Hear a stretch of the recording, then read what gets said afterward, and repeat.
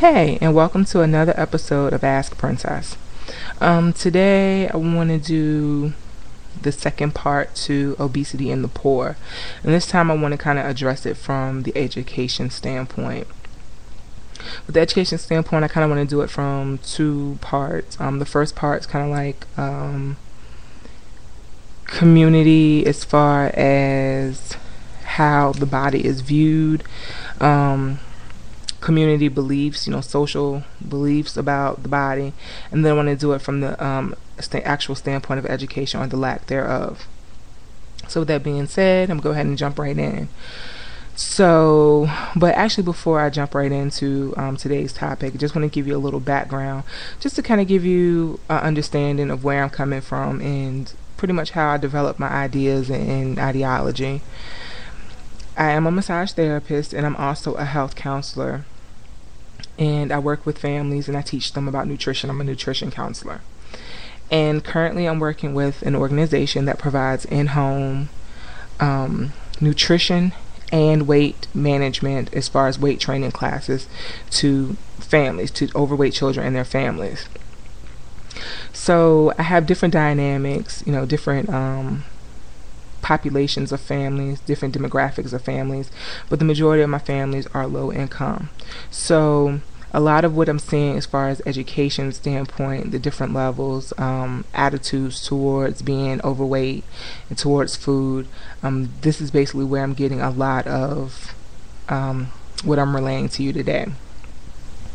So with that being said, I will now finally kind of go into the social status or the social ideology of being overweight. Excuse me. So for years, pretty much the ideology of body type, of how the body should look, everyone knows for the most part it is different, between various cultures, ethnic groups. But for years the ideology was, the Barbie theme, the Barbie philosophy. You had to be really skinny, etc., etc. So for a long time, that was the image that was being viewed as being beautiful, especially in the white community. That's the image that you kind of look towards as far as what they deem or what they judge as being beautiful. Now in other communities, minority communities, especially the black community, that ideology is a little different. And even in mainstream America now, that ideology of being like Barbie is starting to shift a little bit. But always in the black community and the black culture, it wasn't necessarily the ideal thing to be very frail, very model or waif-like. You had shape, and you had breast, you had butt, you have thighs, and really that's in our community, that is really what symbolizes, attractiveness. Not to say people didn't think really skinny people weren't attractive, but that's what we hold as a standard of being attractive. Now, before I go into the actual obesity issue or overweight issue, I just want to first say that being skinny does not make you healthy. There are plenty of skinny people that suffer from high blood pressure, suffer from diabetes, and then their cause and risk factors may be a little bit different, but in the end, they're still susceptible to these same ailments. It doesn't necessarily have to be from weight to get these illnesses. And also, if you are very waif-like, if you're underweight, that doesn't make you healthy either. You're just as prone to different health issues as someone who is overweight. So having the body image and the weight issue, it can go from either end. You can have the spectrum, of being underweight and having eating disorders, or you can have the spectrum of being overweight, with being overweight and obese. Now, moving on back to the actual issue of society, especially minority society, saying, that being overweight is okay. What I find when I talk to a lot of the kids, and the kids range from age 3 to 19, and primarily I work with children from about 8 till about 12. I've worked with a few that were like 15, but mainly I work with children between the ages of 8 and 12. And a lot of them, even though they do come from, different economic backgrounds, a lot of them still have the same ideology, whether it's similar or exactly identical to each other as far as body image. So when I go in, I talk to the kids. One of the main things I like to do, especially now, is I like to talk to them and just kind of get a feel about how they feel about themselves, how they feel about their bodies. Do they believe they need to lose weight? How do they feel about being in a program to help them lose weight, learn how to eat better, learn how to work out? And so I'm coming, across a lot of the same answers. Now, some of that could be because most of them are from the same culture group, and it could be that because a lot of them are also, the same age. Right now I am working with a lot of, 12-year-olds, and so when you watch TV and you're into the same things, your ideas could be the same even if you don't know each other. So one little girl in particular, she's 12, that I recently visited. I asked her, I'm like, well, how do you feel about being in a program about losing weight? How do you feel about your body? Do you think you need to lose weight? And her response to me was, she didn't mind being in a program. She was kind of excited, something to do, something different. But her response on the body image was, well, I'm smaller. I'm the smallest of all the big girls at my school. Now, you can look at it two ways. You can look at it as, wow, like, do I need to come hold, some type of nutrition class at your school? Is there an epidemic at your school of children being overweight and obese? Or you can look at it, as she has positive self-esteem about herself, because really she didn't see anything wrong with it. But she acknowledged the fact that she was the smallest of the quote-unquote big girls at her school. Now, having positive self-esteem about yourself is great. It's fabulous. You are great, you are fabulous, you are beautiful regardless. But with that mindset, it could be a downfall because she doesn't view anything wrong with her being overweight, and that could lead to possible health issues in the future if she does not correct her eating habits, her working out now. So that also, brings me to a lot of times, especially in black households or even in any household, what you see all the time is the norm to you. So typically that is what is acceptable, that is what is okay, that is, you're fine with it. If my mom is big, if my aunts are big, if my uncles are big, my grandparents are big, it doesn't seem wrong, and it doesn't seem out of the norm for you to be big. So a lot of times, family dynamic really plays a part in how we view ourselves and how being overweight is typically viewed. So one of the things from the educational standpoint that I've noticed is and not necessarily education like, elementary school, high school, whatever, but in general, there is a lack of education across the board. Parents, for the most part, they kind of know, they kind of figure out, hey, my child should not be 10 years old and weighing 200 pounds. And you probably hear this and like, what are you talking about? But yes, I've worked with children that were like 9 years old, they weighed 200 pounds. I've worked with children that were 8 and they were on high blood pressure medication. Children that were 12 and they're taking insulin or some type of insulin medication for diabetes. So like I try to explain to my families when I visit them, when I was 8, when I was 12, when I was 15, yes, you had fat kids, chubby kids, overweight kids, but no one was sick, no one was on medication, because we went out and played. We had for the most part, people cooked, and they cooked very nourishing or to the best of their ability. You know, at my dinner table when I was a kid, me and my brother, we always had vegetables, and eating our vegetables was like a requirement to getting seconds on anything at the dinner table. We had to eat our food before we could get more drink, and especially if our drink was like a sugary juice or something like that, we had to eat our vegetables, we had to eat our food. And so there was guidelines on eating. I remember being a kid, and for the longest time I could only get one soda, like one soda a day, maybe even one soda every couple of days. These kids are drinking like 32 ounce, sodas. They're drinking like big sweet teas. They're drinking Kool-Aid with tons of sugar. Don't get me wrong, we had Kool-Aid at my house, but it was monitored, it was limited. I had to drink more water than I could drink anything with flavor. And a lot of times you don't see that. So with education, I just find all around these families, especially if they are in the lower income brackets, are being neglected. They're being neglected by everyone. I talked about in part 1 how you have these fast food chains on every corner, these corner stores that just kind of sell any kind of quality of food, these grocery store chains that sell any kind of quality of food. And they're really able to get over and do that for various reasons. First reason, most of these communities, these neighborhoods they're in, these people are very low income, and to some degree they could be limited on actual education.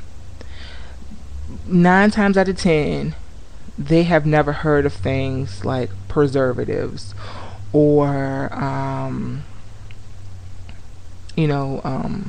artificial sweeteners, as far as calling it that or giving it a specific name like aspartame. They've probably never heard of different things that are put into these foods to give color or give flavor or taste, like MSG. For most people, MSG is a very common term. That's monosodium glutamate. It is a sodium-based preservative that they put into lots of foods. Most people, no, I don't want MSG in my food. They may request that it's not there. But people in these particular brackets may not even know what MSG is. Another reason that these areas or these stores are allowed to put these different variations is because of generational type things. You grew up eating a certain way. No one really has ever told you different, and now you don't know any different. So if you don't know any different, especially when it comes to making dollars, is anybody going to tell you any different? No, not really. They're going to continue to push off. It is so much cheaper for the food industry, for restaurants to go the cheap route, to give you the poor cuts of meat, to preserve everything down with tons of sodium to help keep it so it can stay on the shelf longer. That's way cheaper. And if you're in a community where people are not as educated or not as informed, I should say, it's very easy to push that on them. Especially if grandma's been eating this way, mom has been eating this way, now it's your turn to eat this way. Another thing when it comes to education, a lot of people don't understand.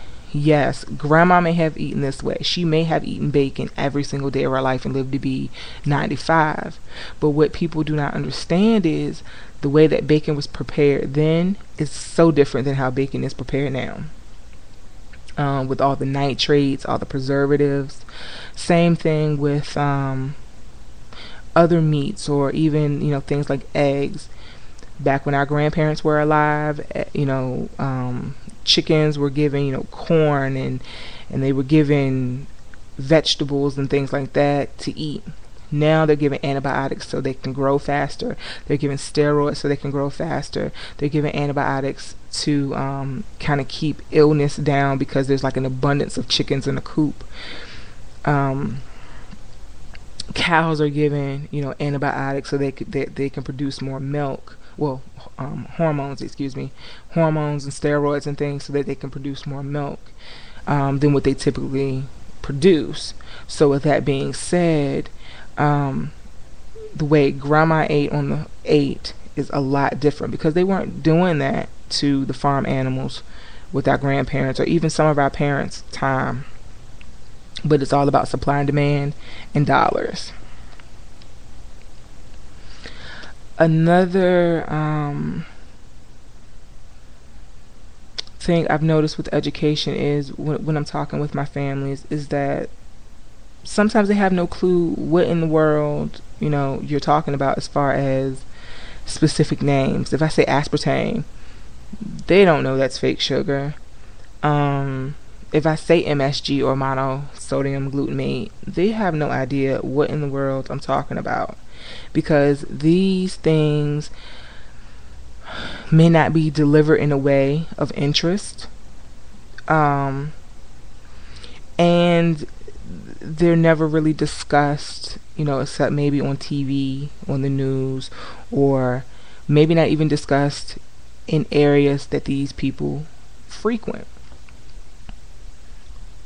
So if it's not something of normal conversation, then more than likely you're not going to be involved with it. I mean, sometimes it is very much like speaking a foreign language. You can't go into Russia speaking English and expect everyone to understand you. So sometimes the delivery of how this information is getting, to this certain bracket of people is not the best. Also, I've noticed sometimes with these families, they really do not know what goes into their food. When I go out to my families, I like to inform them. I like to tell them, yes, if you eat a packet of ramen noodles, you have, taken in your twice as much, your daily amount of salt for the day. It's better to, if you had to pick, it's better to drink a regular soda than a diet soda because diet sodas contain fake sugars and your body has no idea what to do with that. So, and just to see the amazement, the shock, like, wow, no one has ever told us this before. Wow, I did not know this. Wow. It just goes to show that no one is informing or trying to inform this community, this group of people, what's in their food. So as long as they don't know, you can continue to push it on them. If you go out into suburban areas or upper, middle to upper middle class areas, more than likely these people know why it's better to shop at a farmer's market, or why it's better to go to a store that sells whole foods and fresh produce, or why you should go to a store that sells organic. They already know from reading, or just because the types of conversation, the types of environment that they partake in is aware, and this is what they're talking about. And sometimes too, it can be a lack of interest. Some people do get on that mindset of, well, I don't care what's in it. It tastes good. I'm going to eat it. I'm going to continue to eat it. And they really, don't realize the damage that they're doing. Well, my grandma used to eat this way and she lived to be 95. And again, that goes back to not realizing the way the food that grandma was eating, even though theoretically on the plate it looks the same, it's not the same.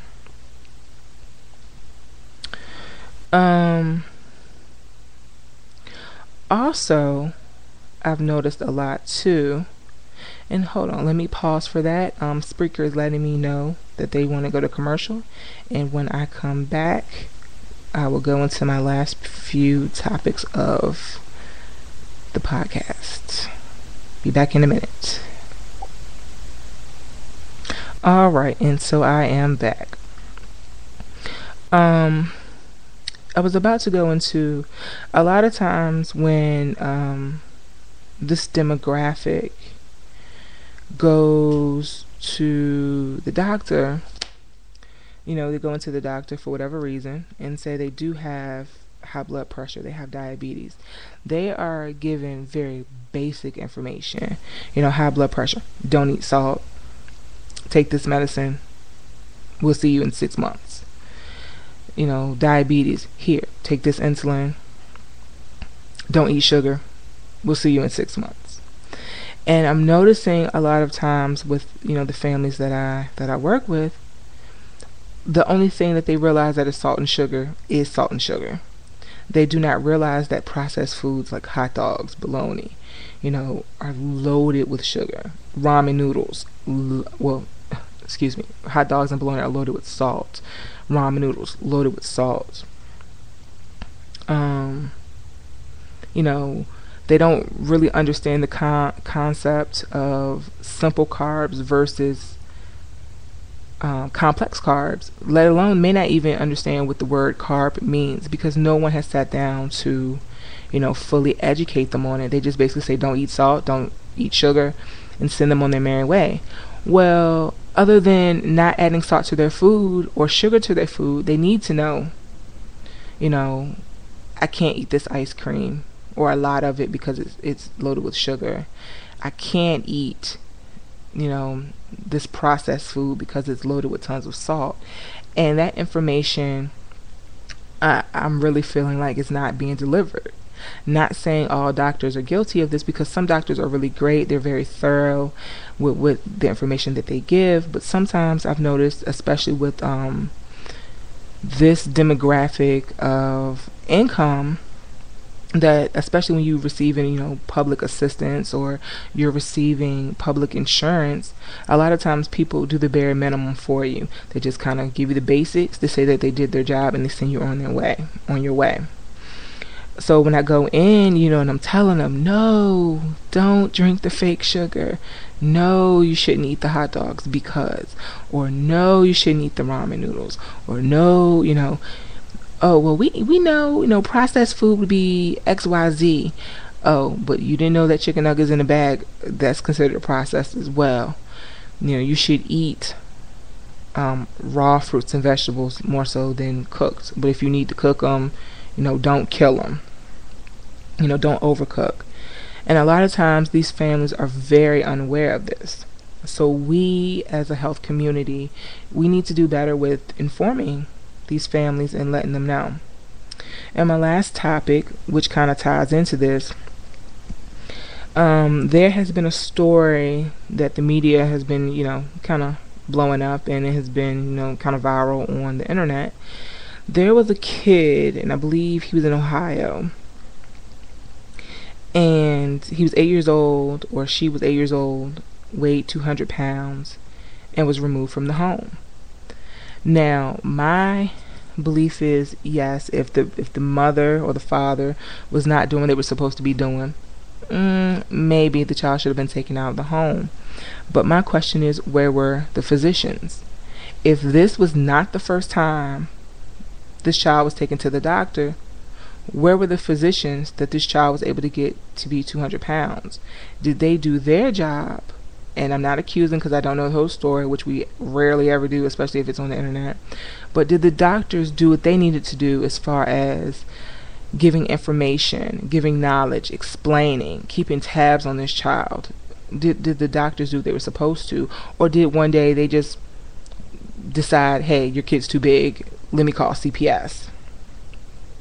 So I think I am going to make that my trending or my discussion topic for the day. So you can join me on Facebook at Ask Princess, and you can give me your input. And you never know, I may actually read your responses on the air. Again, you can join me at Ask_Princess, and I thank you for joining me. Thank you.